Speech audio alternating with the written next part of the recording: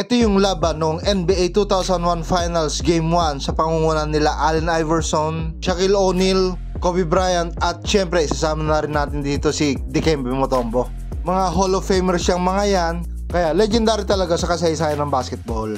Pero gaano nga ba sila kagaling nung araw na ito? Tara, tirahan na natin ito. First ball possession, isolation ni Shaquille O'Neal dito kontra kay Dikembe Mutombo. Nag-crossover pa nga si Shaquille kaso magaling na defender yan si Dikembe Mutombo. Kasi 4-time defensive player of the year yan si Dikembe Mutombo.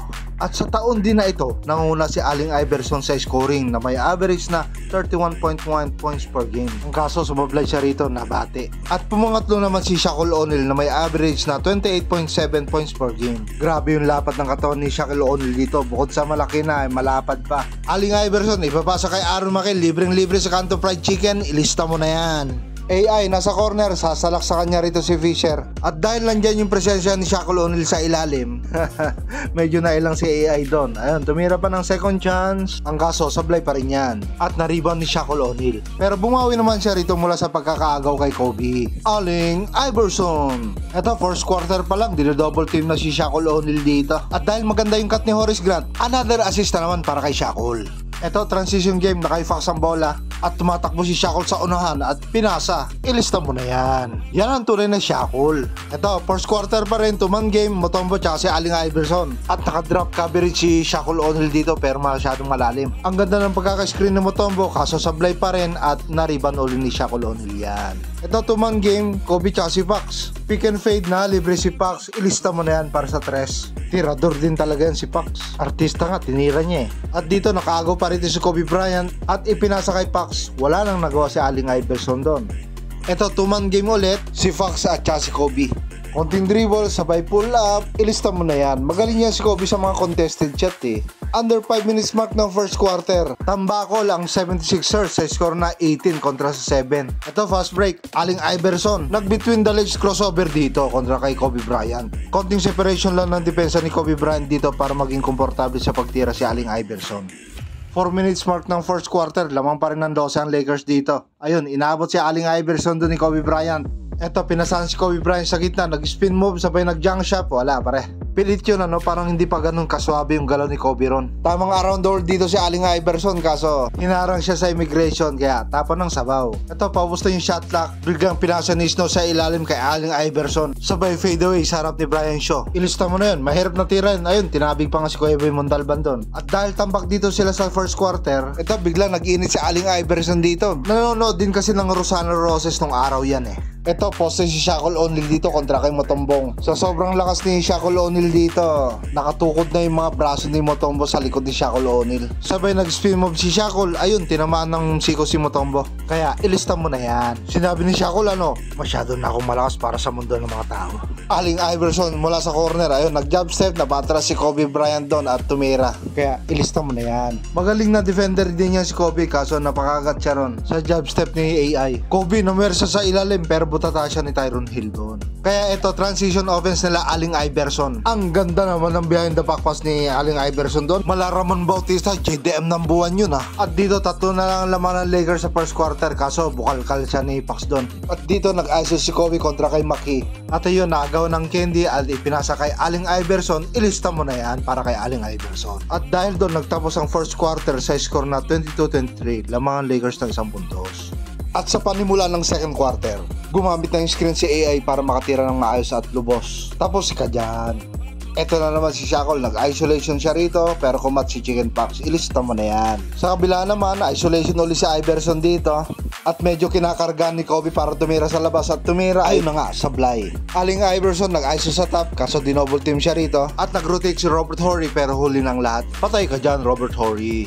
Damang lang ng 2 puntos ang Lakers dito sa second quarter. At eto na si Shaquille, kinakalabaw si Mutombo, siguradong salumpas ang aabutin neto. Grabe yung pisikalan dito ano. Kulang na lang gamitin ang baba ni Mutombo para maitulak si Shaquille dito. Pero hindi pa rin nagpa-out si Shaquille dito ano. At talagang gusto niyang pagsalumpasin si Mutombo. Masyado na siyang malakas para sa mundo ng mga tao. Dito naman nagaw ni Roger Bell ng Kenny si Kobe Bryant dito. Takbo hanggat may lupa Roger Bell. Ayun, tinawagan ni Kuya Boy Montalban yun. Ito, Kobe Bryant mag-isolation dito sa wing kontra kay Roger Bell na nananakal. Masyadong persado yung tira ni Kobe Bryant doon at na-rebound yun ni Mutombo. Nag-dribble drive dito si Maki at pinasa kay kay Aling Iverson. At agad naman sinalaksak ni Aling Iverson dito. Ang kaso andun si Robert Horry tsaka si Shaquille O'Neal. Kaya sumablay tuloy at na-rebound kagad ni Mutombo. Kaya ilista mo na yan para kay Mutombo. At dito first time lumamang ng 76ers ng isang puntos. At dito tignan mo naman yung pagbabantay ni Mutombo rito. Halos nakakalso na siya para lang hindi makalapit si Shaquille sa ring. Ang kaso nakakuha naman ng offensive rebound. Aling Iverson nasa top, babawi rito at nakita si Matt Geiger sa corner, ilista mo na yan. Assist na naman yun para kay Aling Iverson. Ito transition offense nila, Aling Iverson dito, nagtuloy-tuloy, nag-finger roll kay Kobe Bryant, wala, sablay. Ito, poste ulit si Shaquille dito at kanina niya pa iniisan si Mutombo rito. Pero sumablay naman siya rito. Maki may dala ng bola at medyo nawala si Fisher dito. At ayun, libreng-libre si Aling Iverson. Under 3 minutes mark ng second quarter, ayun, nagsolo si Kobe rito, nagpalobo ng sipon, swak na swak yan para kay Kobe. At sa game na ito, paigpit ang depensa, syempre finals Kaya yan, sumablay si Aling Iverson at na-rebound naman ni Shaquille. Ito, nangangalabaw na naman si Shaquille dito, siguro kulangan 5 salumpas para kay Mutombo pagkatapos ng laro rito. Kalmahan mo lang kasi Shaquille, nasakta na si Mutombo Most dominant center ever talaga to si Shaquille, ano? And dream shake, sabay latag, ilista mo na yan para kay Shaquille. Yan ang tunay na Shaquille. Ito, Matt Geiger, hand off kay Aling Iverson at ipinasok sa gitna, kaso baon sa pansitan naman yan. Under 2 minutes mark ng second quarter, nag full court press defense sila Aling Iverson. Ayun, nakaagaw at sumubay ka pa. Dito lumamang na sila Aling Iverson sa score na 51-45. At ito si Kobe kontra kay Roger Bell. Isolation sa top, pero humihingi ng bola si Shaquille dito. Ang kaso hindi binigay, nag-pull up si Kobe, kaso sablay naman yan. Aling Iverson na swing at gumamit siya rito ng pick kontra kay Fisher. Sabay tumira na ng tres, ilista mo na yan para kay Aling Iverson.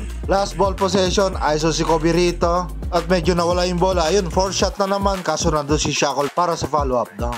At dito nagtatapos ang first half sa score na 56-50. Lamang sila Aling Iverson. At sa panimula ng third quarter, may palampas si Aling Iverson kay Jermaine Jones dito. Ang ganda ng hayop na yun At syempre, hindi naman magpapatalo si Kobe Bryant dito. At kakaiba pa yung junk shot ni Kobe Bryant dito, no? At syempre, sa third quarter, hindi rin magpapatalo si Aling Iverson. Ito, kumuna ng 20-footer na footlong, todas ka dyan. Ito pa iso, kakanauli si Aling Iverson sa top. At biglang tumira ng tres, awit ka dyan na Aling Iverson. Ito ulit si Aling Iverson kontra kay Fisher Mall. Sumalaksak at sumabay si Shaquille, panis ka dyan. Sinabi ni Aling Iverson, walang Shaquille sa akin. Anong walang Shaquille? Ito sabayan mo. Masyado na ako malakas sa erap sa mundo ng mga tao. Eto si Chicken Pox, nawala sa kontrol ang buhay. At ayun, naagaw ng candy, tumatakbo si Aling Iverson. Easy layup yan para kay Aling Iverson. Eto si Kobe kontra kay Eric Snow White. At biglang nag-pull up, ilista mo na yan para sa rebound ni Shaquille O'Neal. Masyado na akong malakas para sa mundo ng mga tao. Kailangan ko na pumunta sa mundo ng mga Doraemon. Ito, pinasa kay Aling Iverson sa wing. Mahigpit yung bantay ni Kobe rito. At tumambay sa kanto at pumukul ng dos. Pasok na pasok pre.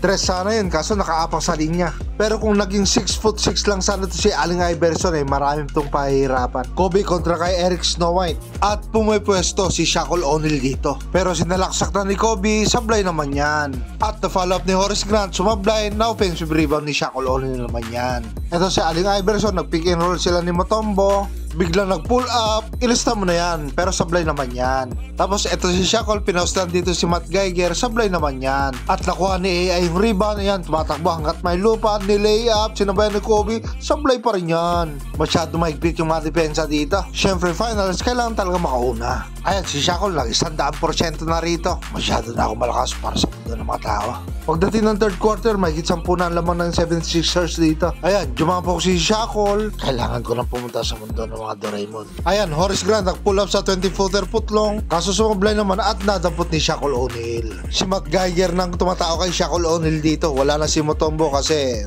nag-salon pass na. Hindi, foul trouble lang. Under 4 minutes mark ng third quarter, lamang ng siyam sila Aling Iverson. At ayun, sumabit si Matt Geiger, N1 pa nga. Kitang-kita yung contact na yun ni Kuya Boy Montalban doon. Magaling na referee yan at matalas ang mata. Shoutout sa'yo, Kuya Boy Montalban. Eto si Kobe, umisping move, parang nolilok siya ng datingan, pre. Eto si Aling Iverson, nagpapakita ng ball handling niya rito. Ang kaso, nagpapakita rin si Kobe ng magandang depensa. Ayun, tapon ng sabaw. Binaon sa pansitan. Eto si Chicken Pox, tumatakbo sa expressway, biglang nag-break fluid, ipinasa kay Shaquille. Ayun, nag-initiate ng contact, pero walang foul. Sa huling segundo ng third quarter humabol pa rin ang Lakers dito. Kobe kontra kay Aaron Maki. Ayan, pinapakitaan siya ng dribbling skills niya. Sumalaksak sa loob, sabay sandal, dream shake, sabay fadeaway, sablay naman yan. Panimula ng fourth quarter, ito kumat sa ilalim si Kobe Bryant pero tapon ng sabaw. Ito, nasa lobo si Shaquille O'Neal at dinouble team siya rito. At ayun, nalibre si Brian Shaw para sa kanyang tres. Ito, 2-man game sila Allen Iverson dito. At ipinasa kay Maki pero walang nangyari. At ibinalik kay Allen Iverson, tumira ng tres, ilista mo na yan. Ito, same spot lang din kanina. Dinouble team si Shaquille sa poste. At naiwang libre si Tyronn Lue. Ilista mo na yan. At dahil dyan, lamang lang ng dalawa sila Allen Iverson. Poste uli si Shaquille, jumampok, sablay naman yan para kay Shaquille. At ito yung madalas ko makita kay Shaquille, itong play na to. Nung nasa Orlando pa siya, ayun o, intindi niyan. At nakita ko rin yan sa Blue Chips. Hindi ko na matandaan kasi matagal na rin. Ito si Shaquille, nasa poste ulit, dinouble team, ipinasa kay Chicken Pox, pero hinabol ni Aaron Maki. Kaya sumalaksak na lang si Chicken Pox at dinakdak ang bola. Ito, 2-man game sila Shaquille at Kobe rito. Sabay pull up si Kobe at pumasok naman. Dahil dun sa tira na naging 92 lang score. At ito sana yung panlamang nila Allen Iverson dito, kaso sumablay naman si Allen Iverson. Under 3 minutes mark ng fourth quarter, 92 all pa rin ang score. Sumablay si Kobe, sumablay din si Shaquille. Dito naging malagkit yung mga depensa ng bawat isa rito, kaya dikitan laban. At dito hindi rin siya tinantanan ni Lue, kaya sumablay na naman si Allen Iverson. Ito 2-man game, sasalaksak si Kobe rito at pinasa kay Shaquille O'Neal. Ayun, dinakdak. Tanon, parang GDM ng buwan niya ni Ramon Bautista. Allen Iverson, binubulabog ni Tyronn Lue dito. At ipinasa kay Eric Snow White, dire-diretso at pumasok naman yan. Ito sa huling segundo, Eric Snow White tinira ang bola para sa tabla, panalo, kaso overtime pa rin yan. Kobe kontra kay Eric Snow White, nag-pull up sa long two, sablay naman yan. At na-rebound yan ni Mutombo. Ito si Shaquille kontra kay Mutombo, nasa poste at kinakalabaw niya rito si Mutombo. Jumapuk, ayun, lamang sila ng dalawa rito, 96-94. Ito si Kobe nasa wing, sinasalaksan si Eric Snow White dito, nag-spin move, ayun, finger roll. Harap-harapan yun kontra kay Mutombo. At pati rin si Tyronn Hill sumabay din pala rito. Kaya todas kayong dalawa dyan. At ito mula sa pagkaka-rebound, rumaragas sa si Allen Iverson dito, ayun, muntikan pang ma-N1. At pumasok yung dalawang free throw niya dyan, kaya lamang na lang ng isang Lakers sa score na 99-98. Tapos ito, transition nila Allen Iverson, dadagdagan niya ng 3 at pumasok naman yan. At dahil dyan sa tira na yan, lamang na sila ng dalawa. Crucial 3 ang ginawa niya rito, yan ang isang Allen Iverson. At ito pa yung isang iconic moment ni Allen Iverson, yung crossover niya rito kay Tyronn Lue. Pagkatapos ng crossover niya rito at pumasok, inakbakan niya pa rito si Tyronn Lue. Ito yung isa sa mga hindi ko na malilimutang ginawa ni Allen Iverson sa finals niya. Pagka-shoot, natumba si Tyronn Lue tapos hinakbakan ni Allen Iverson yon. At dahil dun sa sunod-sunod na tira ni Allen Iverson nanalo sila rito. Shoutout kina Aris Abu Vergara, Michael Sanggayan, Ador Ballesteros, at Kuya Boy Montalban. Ingat po kayong lahat dyan. Pinatira pa pala rito si Tyronn Lue, pero talo pa rin sila. Kaya game 1, panalo sila Allen Iverson dito. Hanggang dito na lang guys at mabuhay po kayong lahat. Ingat po palagi. God bless.